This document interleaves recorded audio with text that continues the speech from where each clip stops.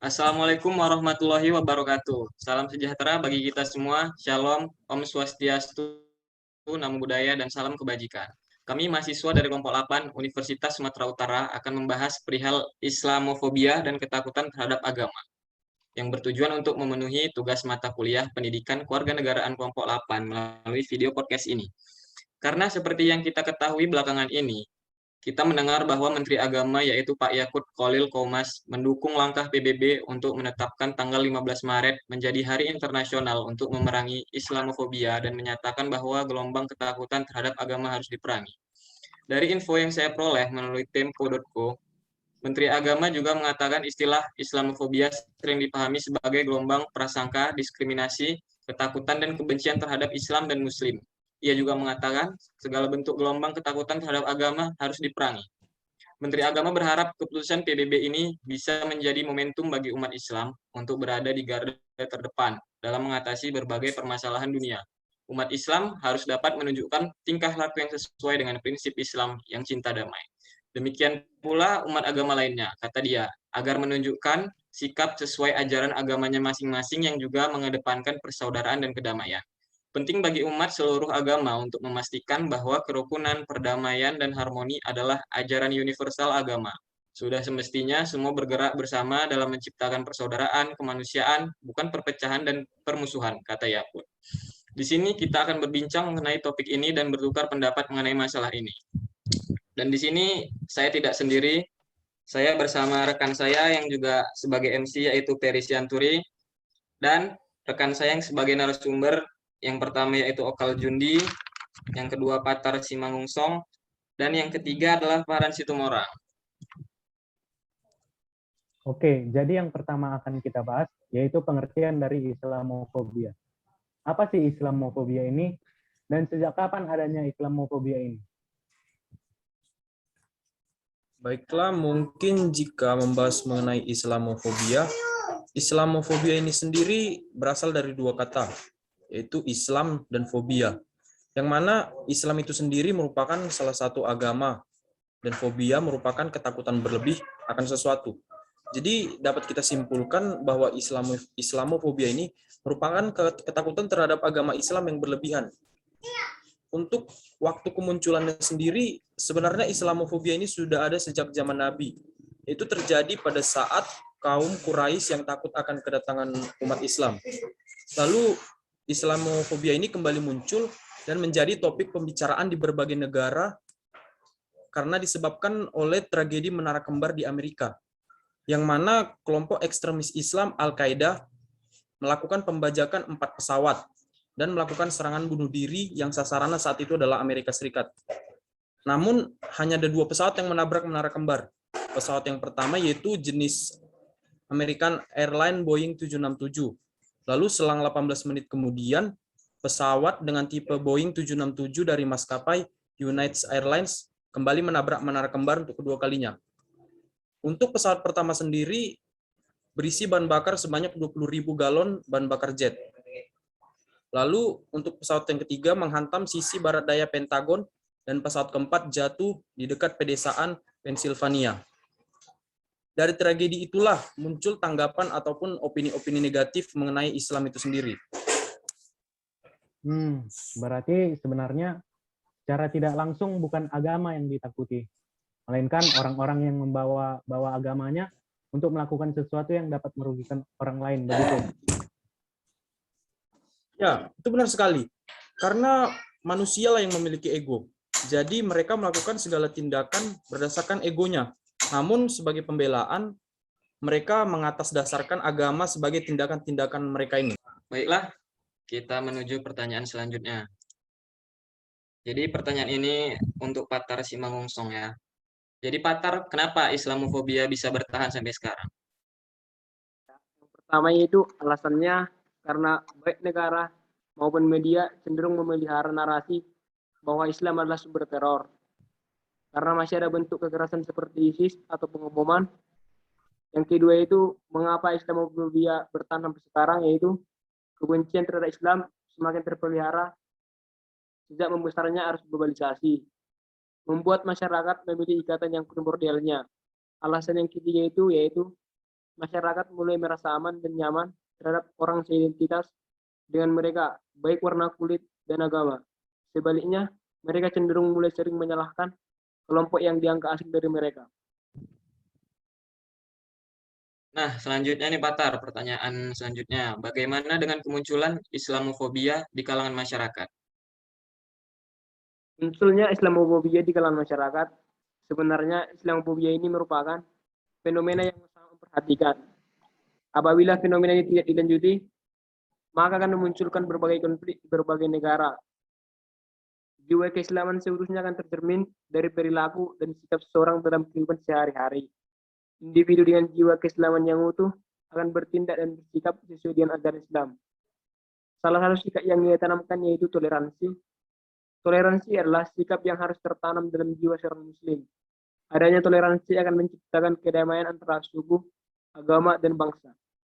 Jadi, jika seorang muslim yang sesuai dengan ajaran Islam akan dipandang indah dan baik oleh masyarakat non-muslim.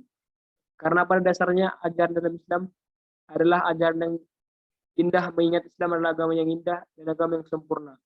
Hal tersebut akan menjauhkan masyarakat non-muslim dari pandangan bahwa Islam adalah agama yang kasar dan kejam. Oke, selanjutnya untuk saudara Okalnya. Setelah mendengar pendapat-pendapat dari saudara-saudara narasumber yang lain tadi, menurut saudara Okal, siapa saja kira-kira yang bisa terjangkit Islamofobia? Jadi sebenarnya manusia itulah yang salah begitu menurut saya. Menurut pendapat saya yang dapat terjangkit Islamofobia ini yang pertama itu non-muslim ya. Karena non-muslim bisa terkena Islamofobia karena beberapa faktor. Bisa jadi karena lingkungan tempat mereka tinggal, ekonomi, ataupun terpengaruh media yang mereka dapat sehingga menjadi referensi yang salah tentang Islam. Kemudian yang kedua yaitu muslim. Tidak menutup kemungkinan seorang muslim sendiri dapat mengalami yang namanya Islamofobia. Muslim yang takut pada Islam sendiri itulah yang menjadi penyebab penyakit bagi Islam itu sendiri. Mengapa hal itu bisa terjadi?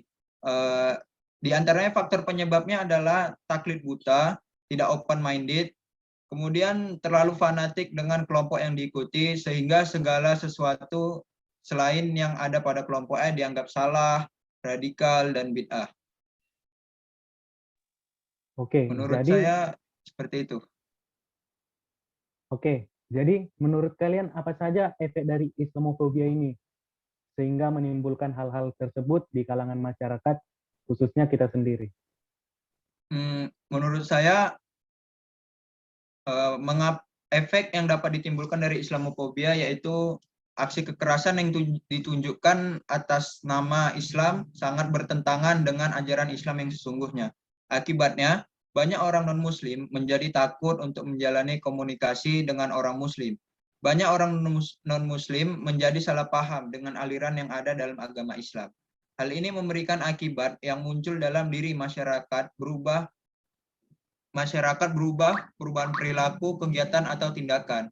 Dalam kehidupan sehari-hari, hal ini banyak terjadi di mana masyarakat terpengaruh oleh pesan media yang disampaikan seperti beberapa orang tua yang ingin menyekolahkan atau memasukkan anak-anaknya ke pondok pesantren, tetapi takut dikarenakan banyak berita teroris di mana berhubungan dengan pondok yang berafiliasi radikal.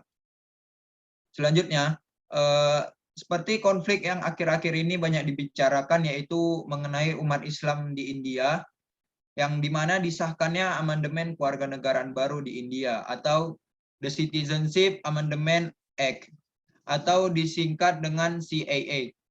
Akhirnya berujung kerusuhan.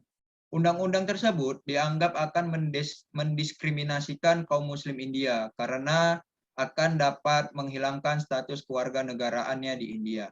Undang-undang kewarganegaraan itu merupakan amandemen Undang-Undang tahun 1955 yang memberikan kewarganegaraan yang merasa terisolasi seperti Hindu, Sikh, Buddha, Parsi, Jain, atau Kristen. Hal ini kembali dibicarakan setelah viralnya video seorang siswi dari salah satu sekolah di India yang memakai hijab, dan ada segerombolan siswa yang menyoraki atau mengejek anak perempuan ini dikarenakan ia memakai hijab. Video ini banyak ditonton oleh banyak orang di berbagai negara sehingga menjadikannya viral. Sekian. Baiklah, terima kasih kepada Okal atas jawabannya. Selanjutnya kita masuk ke pertanyaan terakhir ini untuk Paran. Jadi menurut Paran, apakah wajar seseorang takut akan agama Islam maupun agama lainnya? Menurut saya itu tidak wajar.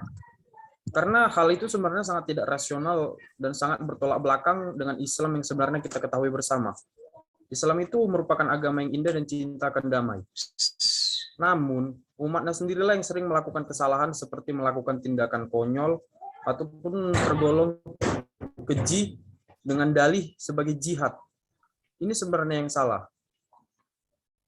Jadi, kesimpulan sebenarnya yang dapat kita tarik dari hal ini adalah baik agama Islam maupun agama lain, menurut saya tidak ada yang mengajarkan untuk umatnya melakukan tindakan buruk atau tindakan keji.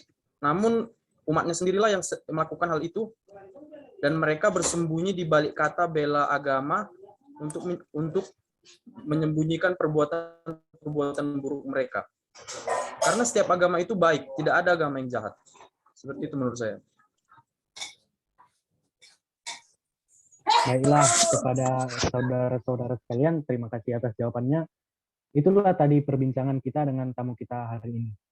Jadi kesimpulan dari perbincangan kita yaitu segala bentuk gelombang ketakutan terhadap agama harus diperangi. Karena setiap agama pastinya mengajarkan kebaikan. Islam sendiri tidak pernah mengajarkan umatnya untuk mengerjakan kerusakan juga kejahatan. Akan tetapi, sebagian dari perbuatan umatnya lah yang berperilaku keji dengan dalih berjihad. Jadi, marilah kita hilangkan Islamofobia dengan meningkatkan jiwa toleransi. Toleransi adalah sikap yang harus tertanam dalam jiwa seorang muslim. Contohnya, yaitu tidak mengganggu ibadah ataupun tempat ibadah orang lain. Menghormati juga berteman dengan orang yang beragama lain. Adanya toleransi akan menciptakan kedamaian antar suku, agama, dan bangsa. Sikap seorang muslim yang sesuai dengan ajaran Islam akan dipandang indah dan baik oleh masyarakat non-muslim. Karena pada dasarnya ajaran dalam Islam adalah ajaran yang indah, mengingat Islam adalah agama yang indah dan agama yang sempurna. Hal inilah yang mengubah pandangan masyarakat non-muslim bahwa Islam tidak merupakan agama yang kejam dan kasar. Baik, tidak terasa usai sudah talk show yang sudah kita lakukan. Terima kasih sudah menonton acara ini. Bagi para penonton, mohon maaf bila ada salah kata, ucapan, juga perbuatan. Semoga bagi yang menonton dapat mengambil hal baik dari acara ini. Saya dan rekan sekalian pamit undur diri. Terima kasih.